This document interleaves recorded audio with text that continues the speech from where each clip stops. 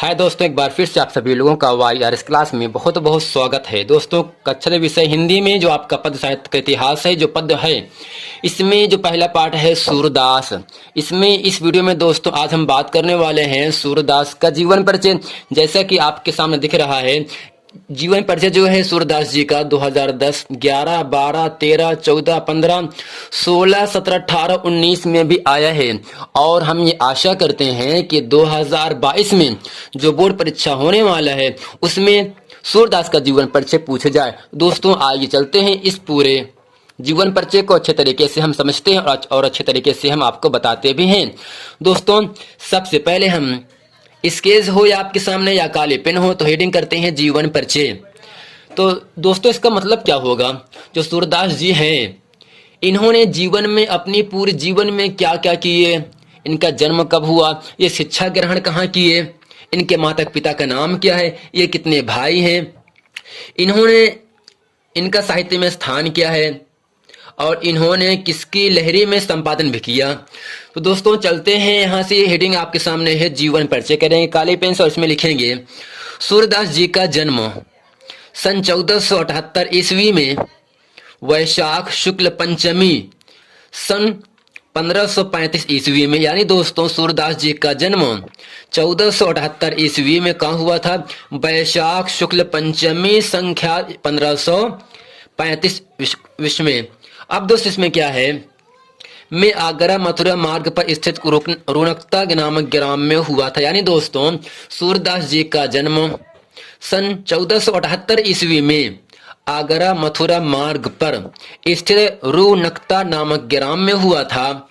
कुछ विद्वान दिल्ली के निकट यानी दिल्ली के पास सिही ग्राम को भी इनका जन्म स्थान मानते हैं।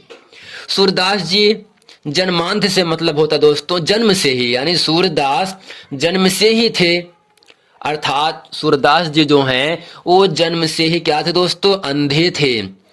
इस विषय में भी विद्वानों में मतभेद है। इन्होंने कृष्ण की बाल लीलाओं का मानव स्वभाव का एवं प्रकृति का ऐसा सजीव वर्णन किया है जो आंखों से प्रत्यक्ष देखे बिना संभव नहीं है।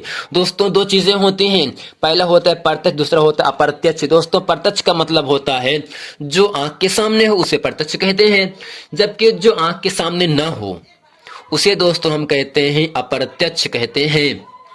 इन्होंने स्वयं अपने आप को जन्मांध कहा, यानी जन्म से अंधा कहा। ऐसा इन्होंने आत्मग्लानिवश लाक्षणिक रूप में अथवा ज्ञान चक्षुओं के अभाव के लिए भी कहा हो सकता है। यानी दोस्तों, सूरदास जी का जन्म कब हुआ था? 1478 ईस्वी में। कहाँ हुआ था? आगरा मथुरा मार्ग पर। मार्ग कैसा दोस्तों था? मार्ग था आगरा मथुरा था। आगरा मथुरा मार्ग पर स्थित रुनकता नामक ग्राम में हुआ था। कुछ विद्वान, कुछ पढ़े लिखे लोग कहते हैं इनका जन्म दिल्ली के निकट सिही ग्राम को भी इनका जन्म स्थान को लोग मानते हैं। बट जो सूरदास जी हैं वो जन्म से ही क्या थे? अंधे थे। इस विषय में भी विद्वानों में क्या है? मतभेद है। कोई कहता है नहीं अंधे थे, कोई कहता है अंधे थे। इन्होंने कृष्ण की बाल लीलाओं का मानव स्वभाव का एवं प्रकृति का ऐसा सजीव वर्णन किया है जो आंखों से प्रत्यक्ष देखे बिना संभव नहीं है। इन्होंने स्वयं अपने आप को जन्मांध कहा है, अर्थात जन्म से अंधा कहा है। ऐसा इन्होंने आत्मग्लानिवश लाक्षणिक रूप में अथवा ज्ञान चक्षुओं के अभाव के लिए भी कहा हो सकता है। अब दोस्तों, इसके बाद आपका आता है सूरदास की रुचि, यानी इनकी दिलचस्पी। सूरदास की रुचि बचपन से ही भगवत शक्ति के गायन में थी। यानी दोस्तों, जो सूरदास जी हैं इनका बचपन से ही रुचि भगवत शक्ति के गाने में थी। इसके भक्ति का एक पद सुनकर पुष्टि मार्ग के संस्थापक महाप्रभु वल्लभाचार्य ने इन्हें अपना शिष्य बना लिया। यानी दोस्तों, सूरदास जी क्या थे दोस्तों? बचपन से ही भगवत भक्ति का गायन करते थे। इनके इस गायन के पद सुनकर पुष्टि मार्ग के संस्थापक महाप्रभु वल्लभाचार्य ने इन्हें अपना शिष्य बना लिया था और श्रीनाथ जी के मंदिर में कीर्तन का भार सौंप दिया। यानी दोस्तों सूरदास जी बचपन से ही भगवत भक्ति के गायन थे। इनके गायन से पुष्ट मार्ग के संस्थापक महाप्रभु वल्लभाचार्य जी ने इनकी जब गायक को सुना तो उन्होंने इनको अपना शिष्य बना लिया। शिष्य बनाने के बाद इनको श्रीनाथ जी के मंदिर में कीर्तन का भार भी सौंप दिया। फिर दोस्तों आगे है, श्री वल्लभाचार्य के पुत्र विठलनाथ ने अष्टछाप नाम से 8 कृष्ण भक्त कवियों का जो संगठन किया था। सूरदास जी इनके सर्वश्रेष्ठ कवि थे। वे गऊ घाट पर रहकर जीवन पर्यत्न कृष्ण की लीलाओं का गायन करते थे। यानी दोस्तों सूरदास जी बचपन से ही भगवत भक्ति गाया करते थे। इनकी भक्ति को सुनकर श्रीनाथ जी ने इन्हें अपना शिष्य बना लिया और प्रभु वल्लभाचार्य ने इन्हें अपना शिष्य बना लिया और इनको श्रीनाथ जी के मंदिर में कीर्तन के तौर पर इनको सौंप दिया कि आप इस मंदिर में रहें और इस मंदिर की देखभाल करें। श्री वल्लभाचार्य के पुत्र विठलनाथ ने अष्टछाप नाम से 8 कृष्ण भक्त कवियों का जो संगठन किया था। सूरदास जी ने इसके सर्वश्रेष्ठ कवि थे। वे गऊ घाट पर रहकर जीवन पर्यत्न यानी जिंदगी भर कृष्ण की लीलाओं का गायन करते थे। सूरदास जी का गोलोकवास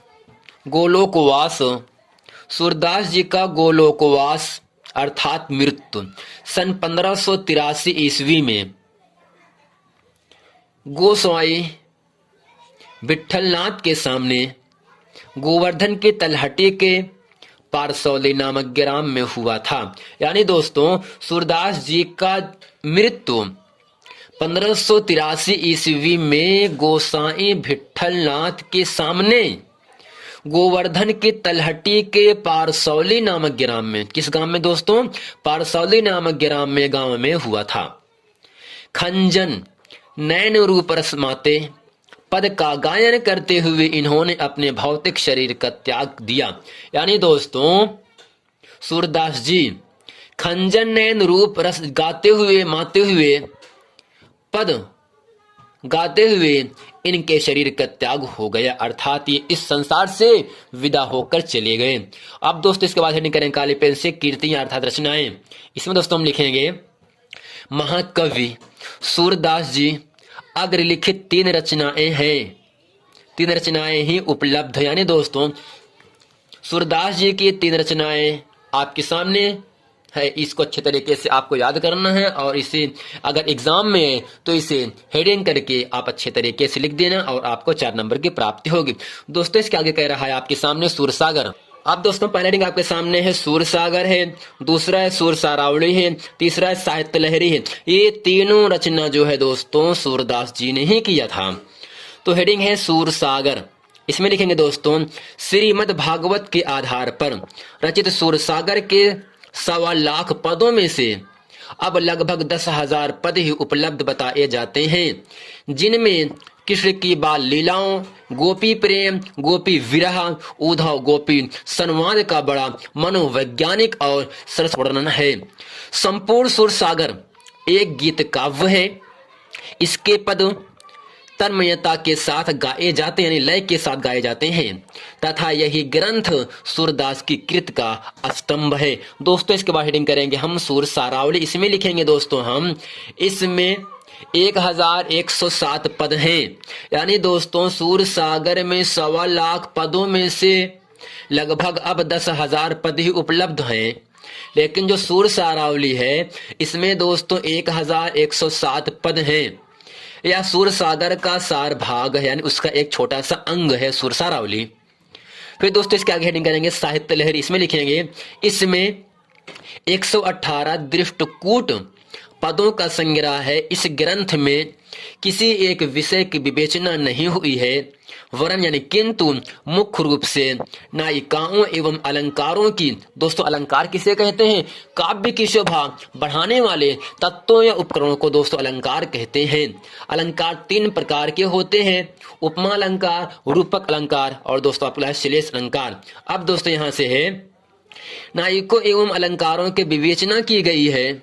इसमें कहीं कहीं पर श्री कृष्ण की बाल लीलाओं का वर्णन हुआ है, तो एकाध स्थलों पर महाभारत की कथा के अंशों की झलक भी मिलती है।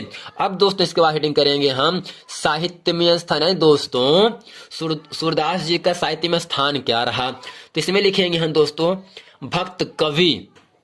भक्त कवि सूरदास का स्थान हिंदी साहित्याकाश में सूर्य के समान ही है। इसीलिए कहा गया है दोस्तों, जब जीवन परिचय आपको लिखने के लिए आए तब सूरदास की कोई रचना, कोई काव्य बीच में लिख देना है काले पेन से। इससे होता क्या है, जो कॉपी चेक करता है उसको अच्छा दिखता है और आपको पूरा नंबर दे देता है। तो दोस्तों इन्होंने क्या कहा, सूर सूर तुलसी शशि उड़गन केशव दास, अब के कवि खदोत सम जहां तह करत प्रकाश। ये दोस्तों किसने कहा, साहित्य में स्थान यही क्या है, सूरदास जी का है। दोस्तों इस वीडियो में हम उम्मीद करते हैं सुरसागर, सुरसारावली और साहित्य लहरी इनकी 3 रचना है।